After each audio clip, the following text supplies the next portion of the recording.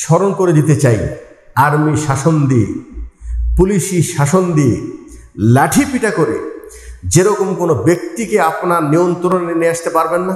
জি, এটা ভুল করেছেন। আপনার সিলেবাস থেকে ইসলামী শিক্ষা তুলে দিয়ে এটা মারাত্মক ভুল করেছে। আর একজন মুসলমানের প্রতি রক্তপাত করানো তার উপর হারাম, তার মাল সম্পদ নষ্ট করা তার উপর হারাম। আজকে সরকার কি কোনো আফসোস করতেছে যে আমাদের দেশে এত বড় একটা ঘটনা হয়ে গেল, কত মানুষের জান চলে গেল, কত মানুষ আজকে রক্তাক্ত হাসপাতালে, তারা কি আমার দেশের নাগরিক নয়? তার আগে আরেকটি প্রশ্ন, তারা কি আমাদের মুসলিম ভাই নয়? যারা সীমা লঙ্ঘন করেছে তাদের পরিণাম ভালো হয় নাই। ইতিহাস ভরা, শুধু কোরআন কেন, আপনি যে কোনো ধর্মের বই পুস্তক পড়েন না কেন। আত্মাহারিক টিভি, ওহির আলোয় উদ্ভাসিত জীবনের জন্য। আসসালামু আলাইকুম ওয়া রাহমাতুল্লাহি ওয়া বারাকাতুহু। আলহামদুলিল্লাহি রাব্বিল আলামিন والصلاة والسلام على أشرف الأنبياء والمرسلين نبينا محمد وعلى آله وأصحابه أجمعين، أما بعد. أعوذ بالله من الشيطان الرجيم. فأما من طغى وآثر الحياة الدنيا فإن الجحيم هي المأوى وأما من خاف مقام ربه ونهى النفس عن الهوى فإن الجنة هي المأوى. সূরা নাজিআত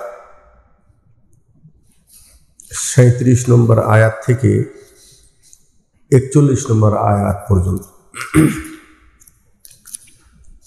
সমস্ত প্রশংসা আল্লাহ সুবহানাহু ওয়া তাআলার জন্য। অসংখ্য কোটি দরুদ ও সালাম বর্ষিত হোক প্রিয় নবী মুহাম্মদুর রাসূলুল্লাহ সাল্লাল্লাহু আলাইহি ওয়াসাল্লামের উপর।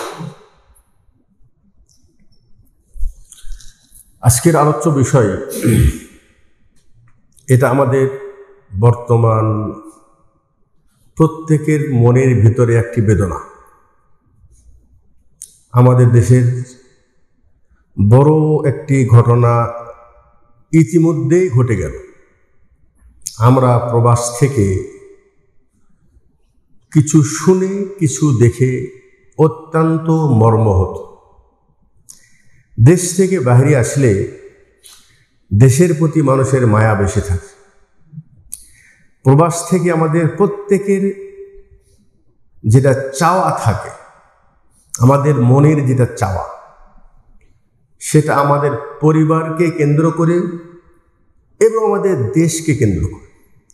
আমরা দেশের বাইরে থেকে পরিবারের উন্নতির জন্য, দেশের উন্নতির জন্য আমরা এখানে অত্যন্ত আন্তরিকতার সাথে আমরা আমাদের প্রচেষ্টা চালিয়ে দিচ্ছি। আমাদের খুব খুশি লাগে যখন আমরা আমাদের পরিবার অথবা আমার দেশ সম্পর্কে কোনো ভালো খবর যখন আমরা পাই। এটা হলো আমাদের প্রত্যেকের চাওয়া। অর্থাৎ আমরা যেরকম পরিবারের কল্যাণ চাই, দেশেরও কল্যাণ চাই। যেমন নাকি পরিবারের কোনো দুঃসংবাদ শুনলে যেরকম আমরা প্রবাস থেকে অত্যন্ত মর্মাহত হই, ঠিক তেমনই আমরা আমাদের দেশের সম্পর্কে খারাপ কিছু খবর শুনলে আমরাও অত্যন্ত মর্মাহত হই। কয়েকদিন ইন্টারনেট বন্ধ থাকাতে যেরকম পরিবার থেকে বিচ্ছিন্ন হওয়ার যে বেদনা, কষ্ট, এটা আমরা খুব তিলে তিলে কিন্তু আমরা অনুভব করেছি।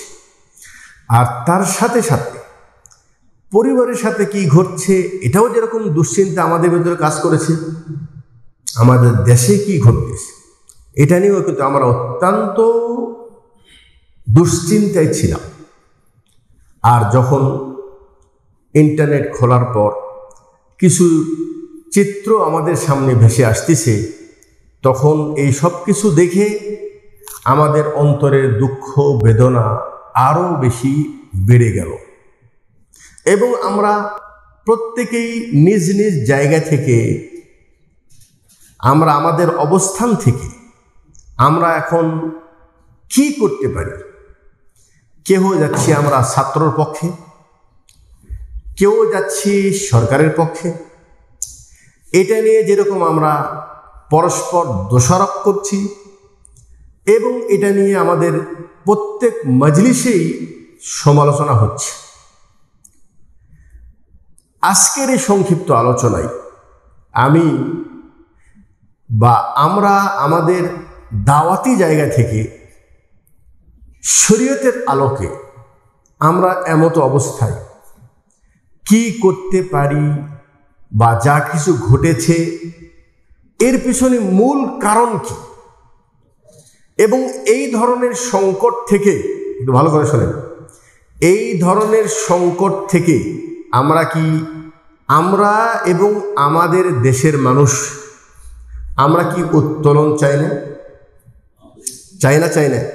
আমাদের প্রত্যেকের চাওয়া যে এরকম ঘটনা আমরা আমাদের দেশে চাই না, তাই নয় কি? কিন্তু এটা হবে না কখন? এর মূল গোড়ার কারণ কি, এটা আমাদেরকে আজকের সংক্ষিপ্ত দর্শে জানতে হবে। এই প্রসঙ্গে আমি সূরা নাজিআতের 4টি আয়াত, আপনাদের 6টি আয়াত পড়েছি। আল্লাহ পাক এখানে অনেক পূর্বেই একটি সমাধান দিয়েছে। এই সমাধানটি আমি আশা রাখব আমরা শুনব, বুঝব এবং প্রত্যেকেই নিজ জায়গায় থেকে এটার বাস্তব এর অর্থটা অনুধাবন করার চেষ্টা করব। আল্লাহ তাআলা বলছেন, ফা আম্মা মান তগ, অথবা ওই ব্যক্তি যিনি তগ, সীমা লঙ্ঘন করেছে। কি করেছে? সীমা লঙ্ঘন করেছে। ওয়া আসারাল হায়াতাদ দুনিয়া, ভালো করে বোঝেন, এবং দুনিয়ার জীবনকে প্রাধান্য দিয়েছে। কয়টা কারণ বললাম? একটা হলো সীমা লঙ্ঘন, আর একটা হলো দুনিয়ার পার্থিব জীবনকে প্রাধান্য যে দিয়েছে তার পরিণাম হলো ফাইন্নাল জাহিমা হিয়াল মাওয়া, নিশ্চয় জাহান্নামই হবে তাদের ঠিকানা।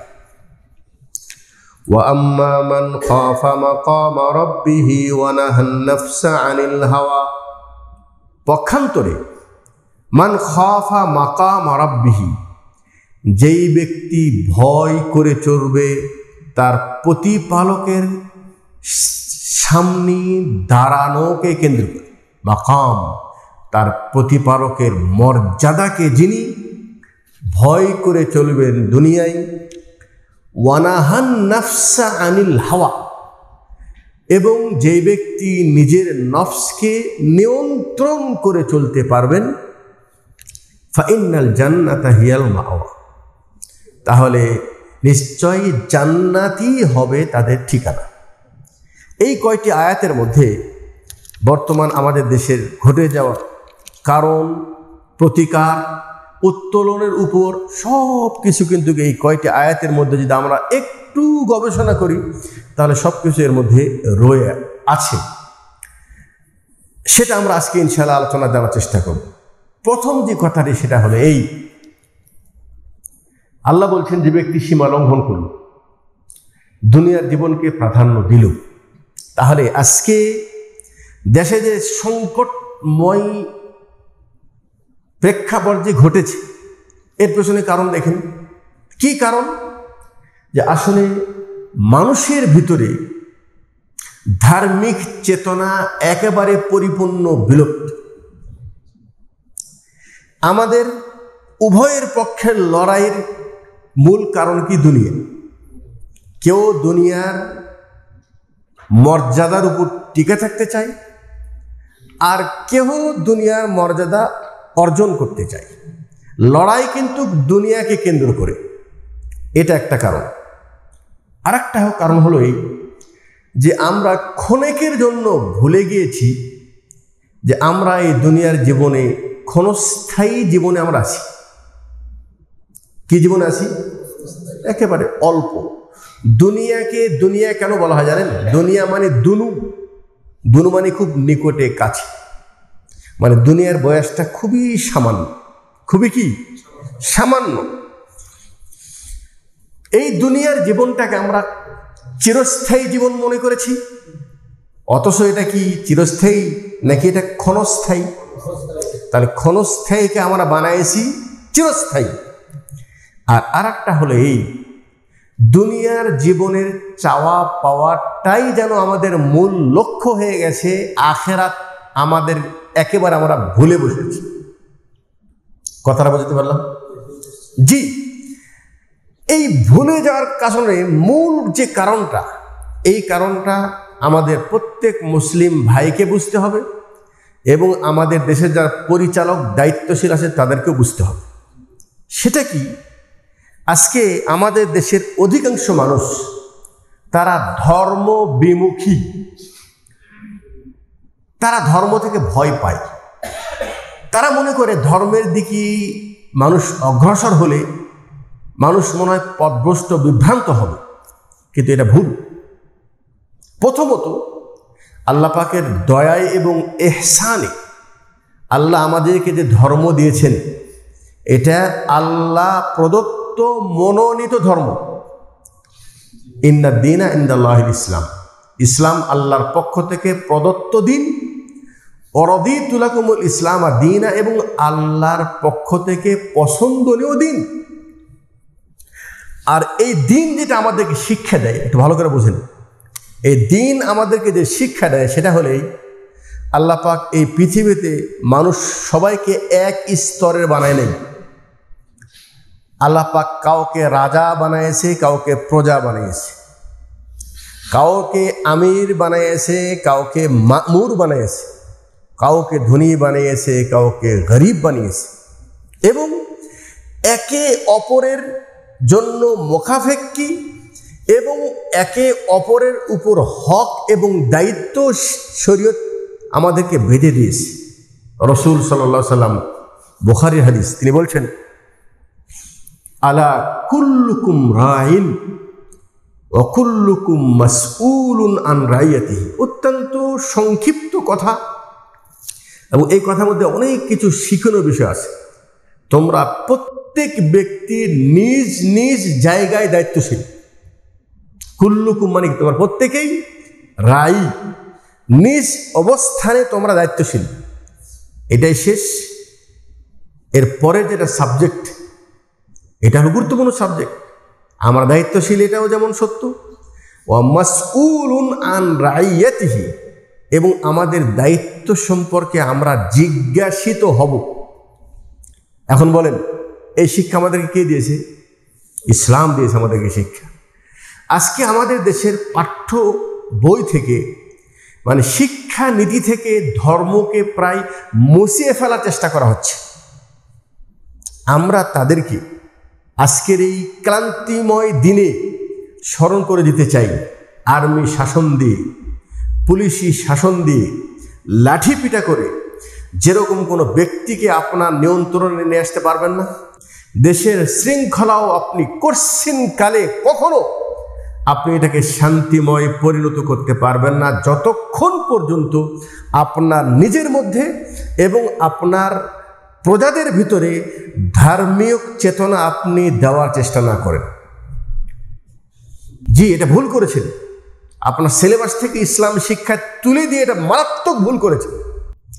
ইসলামী শিক্ষা এমন একটি গুরুত্বপূর্ণ শিক্ষা, এই শিক্ষার একটি গুরুত্বপূর্ণ মূলনীতি, যেই মূলনীতি নবী মুহাম্মদুর রাসূলুল্লাহ সাল্লাল্লাহু আলাইহি ওয়াসাল্লাম হাজ্জাতুল বিদায় হজের সময় তিনি বলেছেন, হারামুন আলাইহি দামুহু ওয়া ইরযুহু ওয়া মালুহু।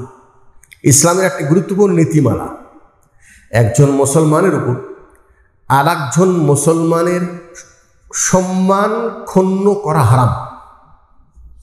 আরেকজন মুসলমানের প্রতি রক্তপাত করানো তার উপর হারাম।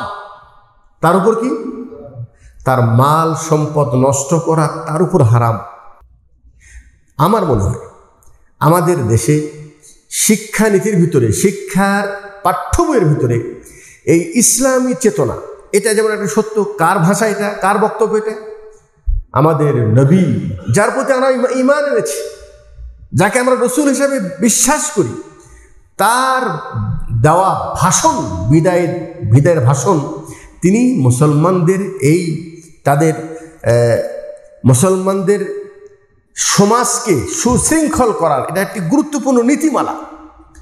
মুসলমানের ভিতরে মুসলমানের একটা দায়িত্ববোধ চিন্তা তার ভিতরে সৃষ্টি করে দেওয়া। শুধু এটাই কি শেষ?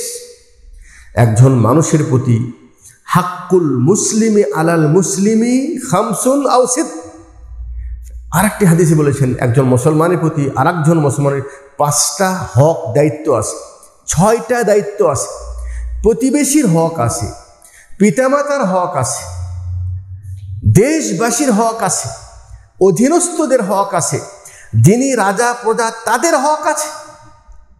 শরীয়ত কখনো আমাদেরকে এই নীতিমালা দেয় নেই যে একজন রাজা, দেশ পরিচালক, তিনি যত বড়ই অন্যায় করুক না কেন, তিনি ভালো মানুষ হতে পারেন, খারাপ মানুষ হতে পারেন, তিনার কর্ম আমার পছন্দ হতেও পারে, নাও পারে। এমনকি তিনি বড় ফাসেক থেকে ফাসেকও মানুষ যদি হয়, আমি প্রজা হয়ে আমার জন্য শরীয়ত যে নীতিমালা দিয়েছে সেটা হলো এই যে তুমি প্রথমে তার হেদায়েতের জন্য দোয়া করো, কারণ সে হেদায়েত থেকে বিচ্যুত আছে, তার ভিতরে হেদায়েত নেই, তার ভিতরে দ্বীনি চেতনা নেই, দুনিয়া প্রাধান্য পেয়েছে, আখিরাতকে ভুলে গিয়েছে, পরিণামকে ভুলে গিয়েছে। মৃত্যুর পর যে তার হিসাব হবে, হিসাবের পর তার কর্মের উপর ভিত্তি করে হয় তার ঠিকানা জান্নাত হবে না জাহান্নাম হবে, এই চেতনা যখন তার ভিতরে বিলুপ্ত হবে, তখন ওই ব্যক্তির কাছে কোনটা হালাল আল, কোনটা হারাম, কোনটা জায়েজ, কোনটা নাজায়েজ, কোনটা করা দরকার, কোনটা করা দরকার কিছুই পরোয়া থাকবে না। তাও আমরা বুঝতে পারলাম আজকে যে ঘটনা ঘটেছে, আজকে সরকার কি কোনো আফসোস করতেছে যে আমাদের দেশে এত বড় একটা ঘটনা হয়ে গেল, কত মানুষের জান চলে গেল, কত মানুষ আজকে রক্তাক্ত হাসপাতালে চিকিৎসাধীন আছে, তারা কি আমার দেশের নাগরিক নয়? তার আগে আরেকটি প্রশ্ন, তারা কি আমাদের মুসলিম ভাই নয়? তাহলে মুসলিম ভাই যদি হয়, তাহলে তার উপর চোখ গরম করে টাকা নাই তো আমার জন্য হারাম। রাসূল বলছে তার উপর অস্ত্র উঠানো তো দূরের কথা, অস্ত্র ধারারও অংশ তার দিকে ইশারা করে রাস্তায় চলাও যাবে না।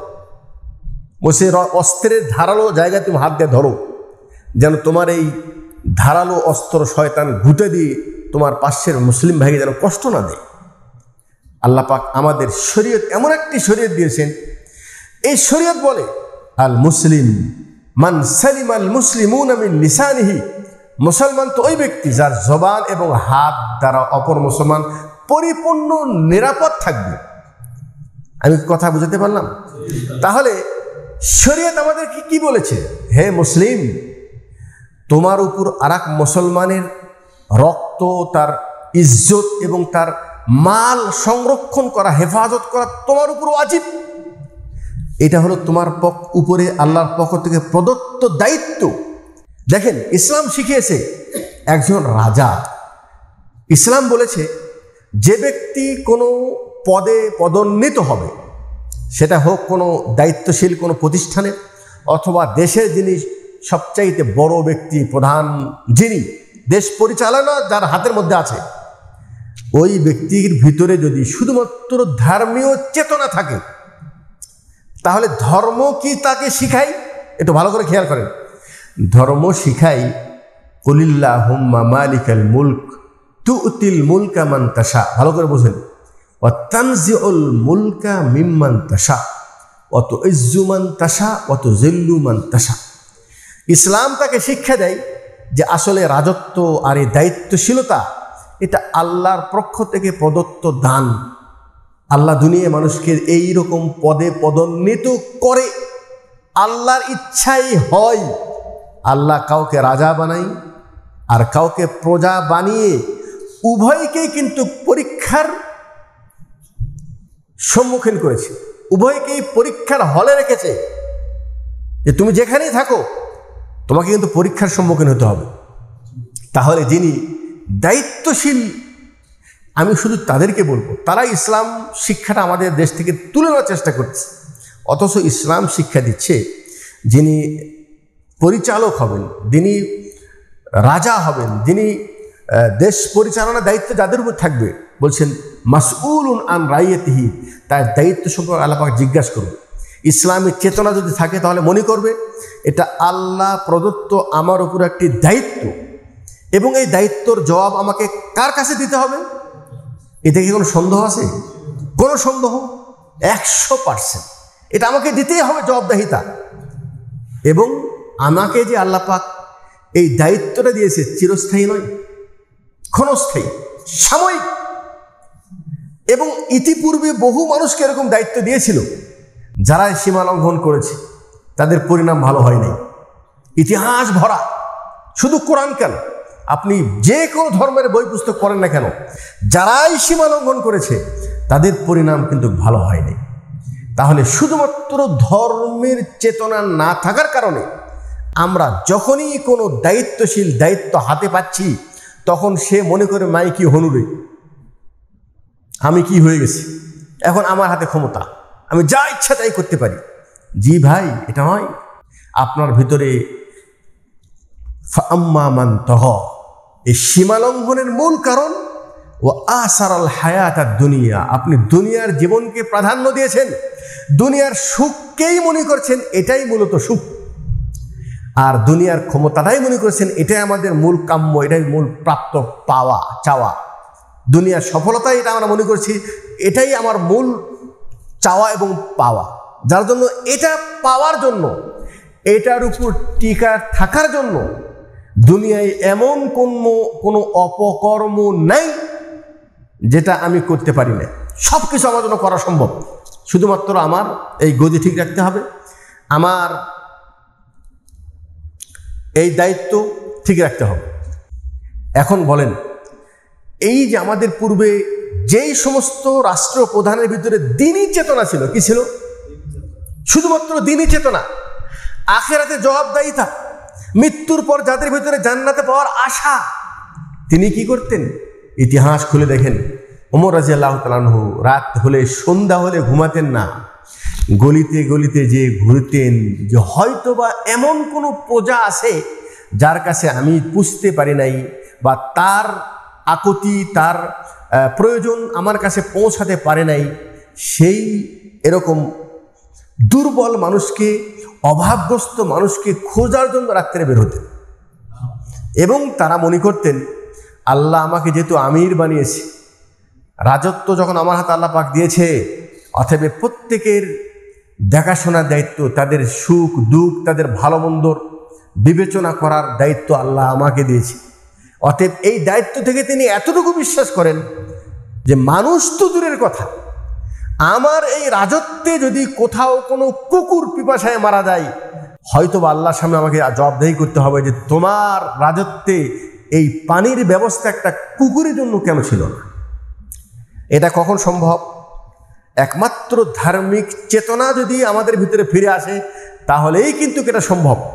যেহেতু আমরা দুনিয়ার সফলতাকেই সফলতা মনে করছি, দুনিয়ার কামিয়াবকেই কামিয়াব মনে করছি, আখিরাত বলতে যে কিছু আছে এটা আপাতত আমাদের মাথার ভিতরে নেই।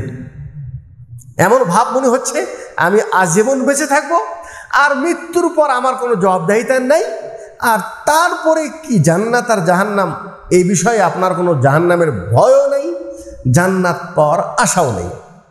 আর একটা দিক শোনেন, আমরা যারা প্রজা আছি, আমরা যারা অধীনস্থ আছি, অধীনস্থদের সম্পর্কে শরীয়ত কি নীতি বলাতেছে জানেন?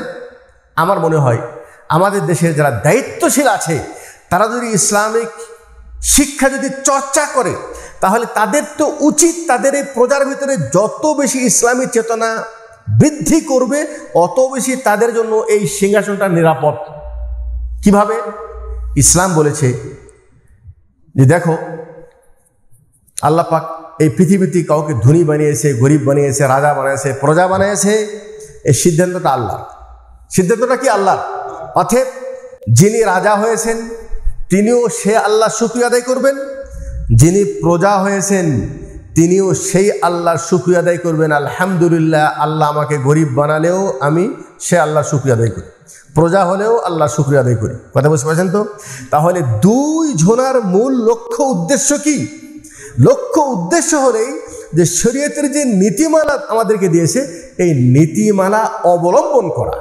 এখন আমাদের প্রজাকে বলা হয়েছে যে দেখো, যেমন কুল্লুকুম রাইন আল আমিরু রাইন, যেমন যিনি দায়িত্বশীল তিনি যেরকম দায়িত্বশীল তার অধীনস্থ সম্পর্কে জিজ্ঞাসা করা হবে, ঠিক তেমনি একজন লেবার বা একজন প্রজা সেও কিন্তু নিজ জায়গায় সে দায়িত্বশীল এবং তাকেও জিজ্ঞাসা করা হবে যে তুমি তোমার জায়গা থেকে কতটুকু তুমি তোমার দায়িত্বটা নিভেছ।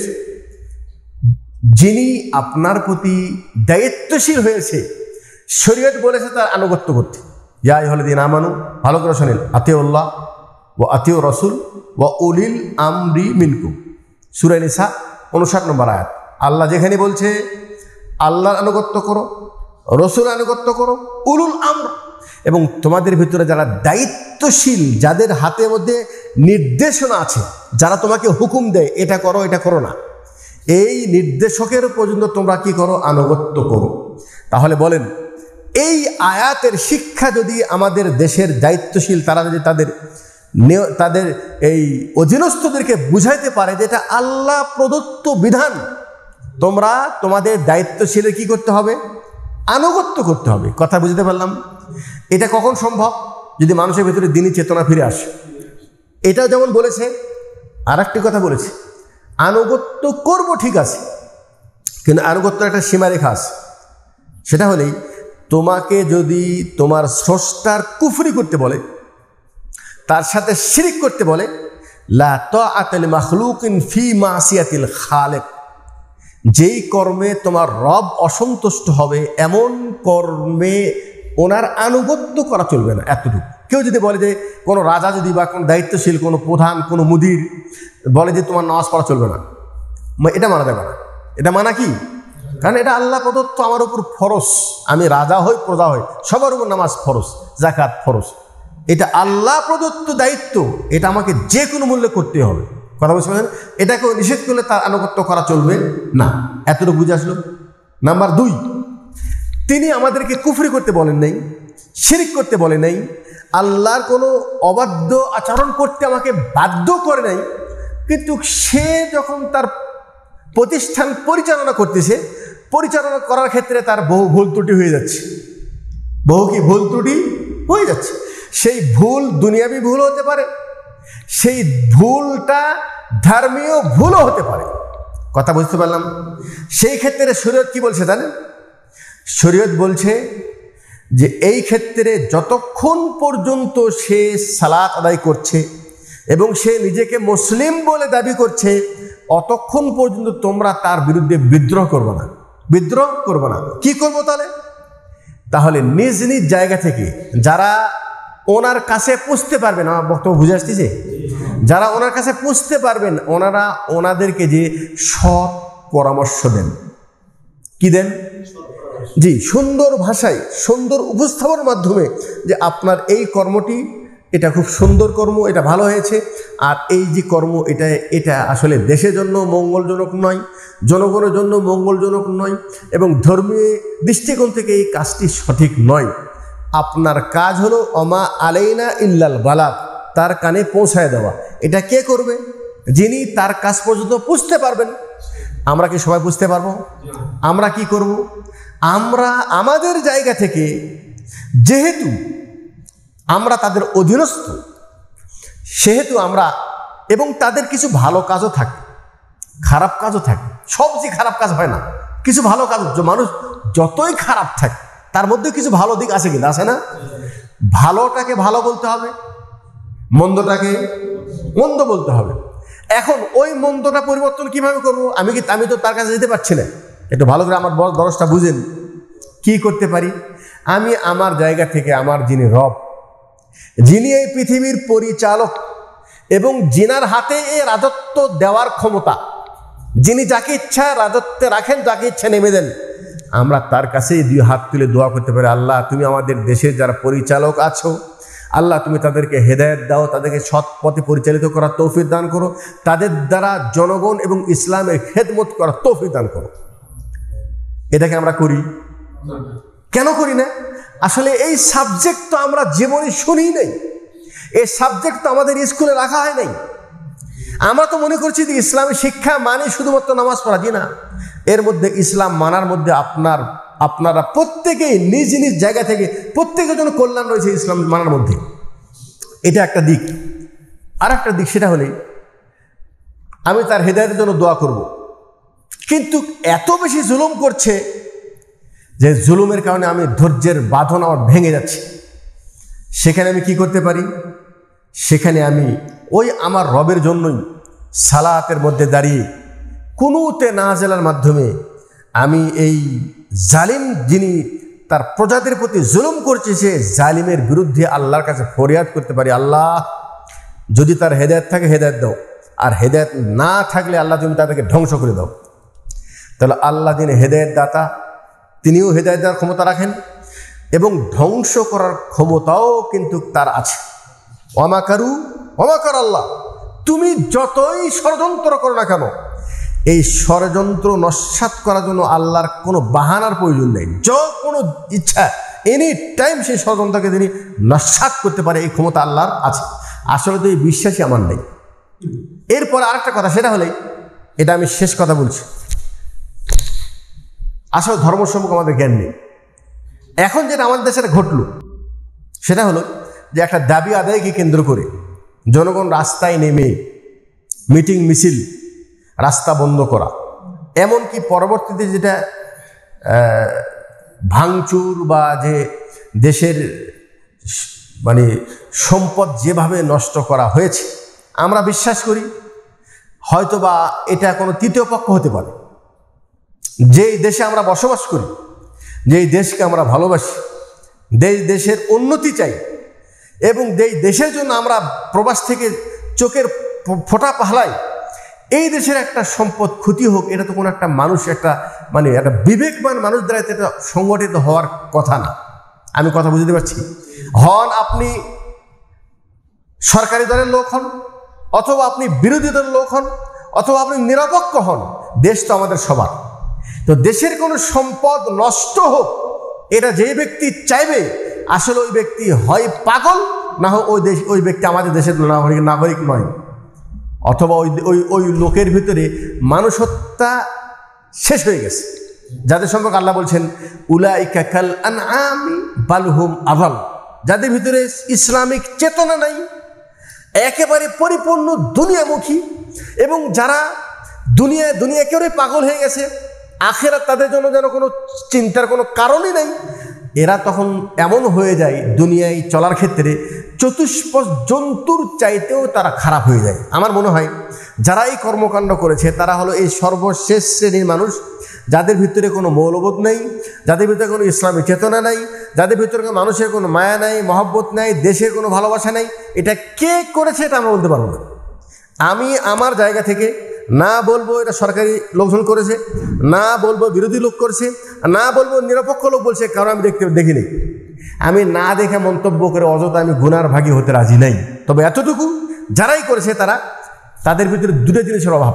একটা হলো ধার্মিক চেতনা নেই, আর আরেকটা হলো এই যে তারা দুনিয়াকে প্রাধান্য দিতে যে আখেরাতকে ভুলে যে তারা চতুষ্পদ জন্তুর চাইতে বেশি খারাপে পরিণত হয়েছে।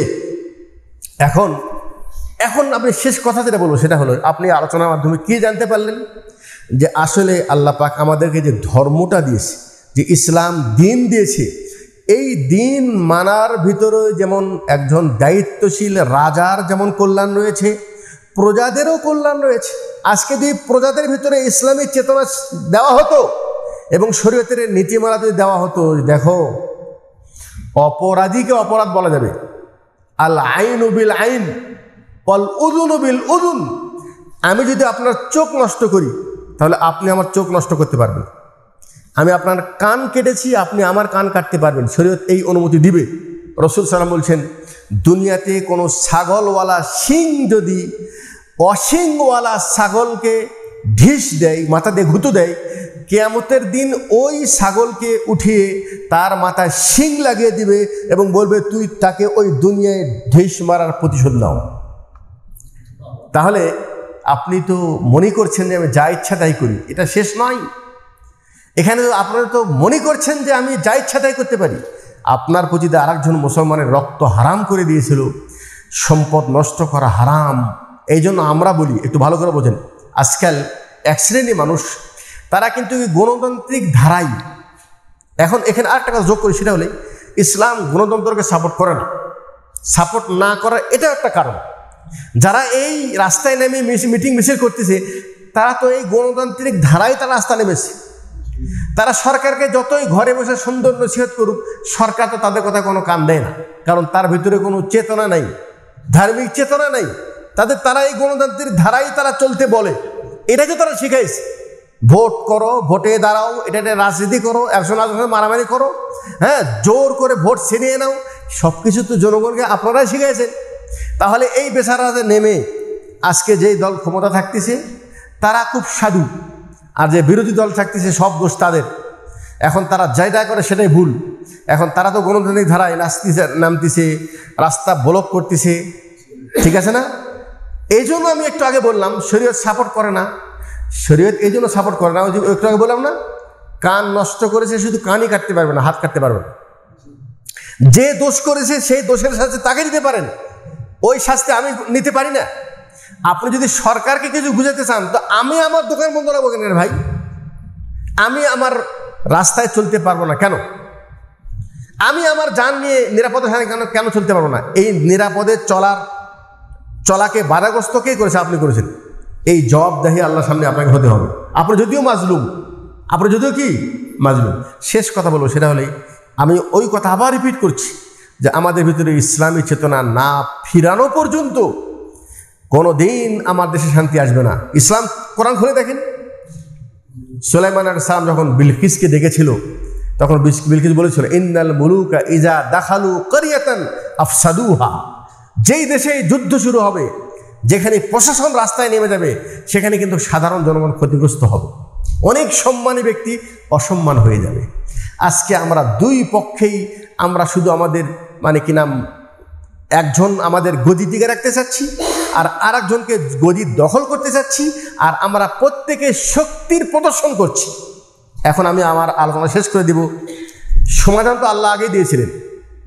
এখনকার আলোচনা বুঝতে পারলেন? যা কিছু ঘটতেছে এর একটাই কারণ, ফাআম্মা মান তাগা, তারা সীমা লঙ্ঘন করেছে। কি করেছে? তাদের সীমা সম্পর্কে জ্ঞানই নেই। এই জ্ঞান দেওয়ার দায়িত্ব ছিল সরকার, আমাদের দায়িত্বশীলদের।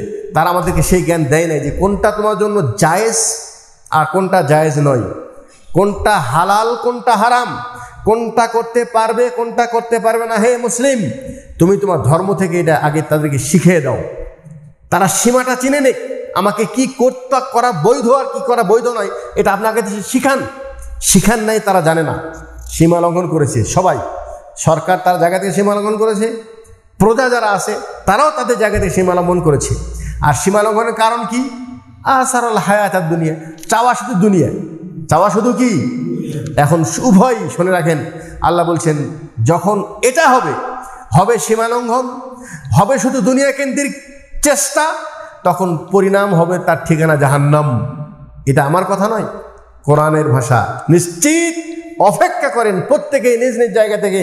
যদি আপনি আপনার জায়গা থেকে এখনও মৌলবোধ চিন্তা যদি এখনও ফিরে না আসেন, তাহলে ঠিকানা কিন্তু আল্লাহ পাক আগেই বলে দিয়েছেন। হ্যাঁ, উত্তরণের উপায় বাস শুধুমাত্র ধার্মিক চেতনা ফিরে নিয়ে আসা। একটা জিনিস খেয়াল করতে হবে, সেটা হলো ওয়া আম্মা মান খাফা মাকামা রাব্বিহি ওয়া নাহান নাফসা আনিল হাওয়া।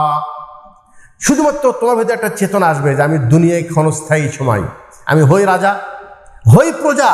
আল্লাহ দুনিয়ায় আমাকে পরীক্ষার জন্য পাঠিয়েছে, সাময়িক আখিরাতের প্রস্তুতির জন্য পাঠিয়েছে। আমি যা ইচ্ছা তাই করতে পারি না। আমার এখানে প্রত্যেকটি কর্মের পেছনে একটাই লক্ষ্য হবে, আমার রবকে সন্তুষ্ট করা। অতএব আমার রবকে যদি আমি দুনিয়ায় শুধু ভয় করে চলতে পারি আর আমি যা ইচ্ছা তাই করতে পারি না, নাহান নাফসা আনিল হাওয়া, আমার নফসকে নিয়ন্ত্রণ করতে হবে, কন্ট্রোল করতে হবে, এটা যদি করতে পারি, হে দায়িত্বশীল এবং হে আমরা সাধারণ জনগণ, আমাদের প্রত্যেকের চাওয়া উচিত ছিল আমরা দুনিয়ার কর্মের মাধ্যমে যেন আল্লাহ সন্তুষ্টি পেয়ে মৃত্যুর পর যেন জান্নাত পাই, এটা উচিত ছিল, কিন্তু সেটা আমরা একবারে জিরোতে নিয়ে গেছি। এটা আমাদের কোনো কাম্যই নয়, এটা আমাদের কোনো চাওয়ার কিছুই নাই। আল্লাহ বলছেন তুমি শুধুমাত্র নিজের ভিতরে চেতনা ফিরে নিয়ে আসো, আল্লাহর ভয় তোমার ভিতরে নিয়ে আসো। তুমি একটু চিন্তা করে দেখো, তুমি যে কর্ম করছো এটা কি জায়েজ? একজনের গাড়ি জ্বালিয়ে দাও, এটা কি জায়েজ? কিয়ামতের দিন যার গাড়ি এই মূল্য যিনি জ্বালাইছেন তাকে অবশ্যই পরিশোধ করতে হবে। এত সহজ না, শরীয়ত বলছে এত সহজ না। প্রত্যেকের পাওনা প্রত্যেককে অবশ্যই দিতে হবে। সেদিন টাকা দিয়ে নয়, সেদিন আপনার সওয়াব তাকে দিতে হবে। সওয়াব শেষ হয়ে গেলে তার সকল গুনাহ তাকে নিতে হবে, মাফ নাই 100%। যিনি কারো গাড়ি জ্বালাইছেন, যিনি কারো রক্তপাত ঘটাইছেন অন্যায়ভাবে, যিনি কাউকে হত্যা করলেন, আল্লাহ ওয়া ইয়াকতুল মুমিনা মুতাআম্মিদান, যে ব্যক্তি ইচ্ছা করে কাউকে হত্যা করবে, ফাজাযাউহু জাহান্নাম, তার ঠিকানা জাহান্নাম। এটা শুধু আমাকে বলে না, আল্লাহ সবাইকে বলছে, রাজাকেও বলছে, প্রজাকে, সবাইকে বলছে। মনে রাখবা তোমার প্রত্যেকটি কর্ম আল্লাহ পাক দেখছেন, এই কর্মের হিসাব আল্লাহর সামনে তোমাকে দিতে হবে, মাস, এতে কোনো সন্দেহ নেই। অতএব হে মুসলিম ভাই, সর্বশেষ কথা সেটা হলো এই, আমাদের প্রত্যেকের জন্য একটা বড় শিক্ষা। সারা পৃথিবীতে তাকিয়ে দেখেন, অমুসলিম তারা দুনিয়াবী শিক্ষা আমাদের সাথে অনেক বেশি শিক্ষিত, আমাদের সাথে অনেক উন্নত জীবনে তারা বসবাস করছে, তাদের ভিতরে শান্তি নেই। কি নাই? এই মারামারি, কাটাকাটি, এই রাজনৈতিক দ্বন্দ্ব, পরস্পর মানে কে কার জুলুম করবে, কে কার কাছ থেকে ছিনিয়ে নেবে, এই লড়াই কিন্তু সারা পৃথিবীতে চলছে। এখান থেকে উত্তোলনের শুধু একটাই উপায়, সেটা হলে আমাদেরকে ধর্মের দিকে ফিরে যেতে হবে। আমাদের ভিতরে ধর্ম শিক্ষাটার চেতনা বৃদ্ধি করতে হবে। এই বক্তব্য যদি আমাদের দেশের দায়িত্বশীল ওনারা বোঝেন আলহামদুলিল্লাহ, আর না বুঝলে এটা আমাদের জন্য ফিতনা। এখন আমরা বড় ফিতনার মধ্যে আছি। এই ফিতনা থেকে উত্তোলন একমাত্র আল্লাহ ছাড়া কেউই করতে পারবে না। অতএব আমাদেরকে রুজু করতে হবে সে আল্লাহর দিকে। যদি আল্লাহ পাক আমাদের দয়া করেন, অনুগ্রহ করেন, আল্লাহ পাক আমাদের জন্য একটা ভালো অবস্থা সামনে নিয়ে আসতে পারেন।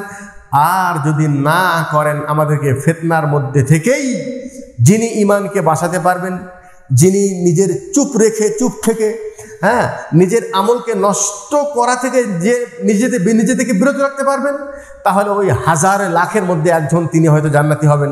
আর বাকি আমরা যারা হই মুসলমান, হুজুকে মুসলমান, একজন বলল যে এই নামো, রাস্তায় নামো, কেন নামছি, কি কারণ, কি করতে হবে, যেই কর্মটা আমি করব এটা আমার জন্য শরীয়ত জায়েজ রেখেছে কিনা, আমরা কেউ এটা জানার চেষ্টা করি না। একজন ডাকলেই তার পিছনে নিয়ে চলে যায়, কথা বলেন নেই। আর বিশেষ করে আমাদের দেশের মানুষের ভিতরে ধর্মী চেতনা না থাকার কারণে 5 টাকার ঈমান নাই। একজন প্রতিপক্ষ শত্রুকে হত্যা করার জন্য একজনকে 500 টাকা দেন, যে তোমাকে 500 টাকা দেবো, তাকে হত্যা করে আসো। সে নির্ভীকভাবে তাকে হত্যা করে আসবে, তার ভিতরে কোনো চিন্তাই নাই যে হত্যার হিসাব আল্লাহর সামনে আমাকে একদিন দিতে হবে। এই চিন্তা তার ভিতরে নাই। তাহলে আজকে আমরা যে আয়াতটা পড়লাম, সমাধান কিন্তু সব কিছু এই আয়াতের মধ্যে রয়েছে।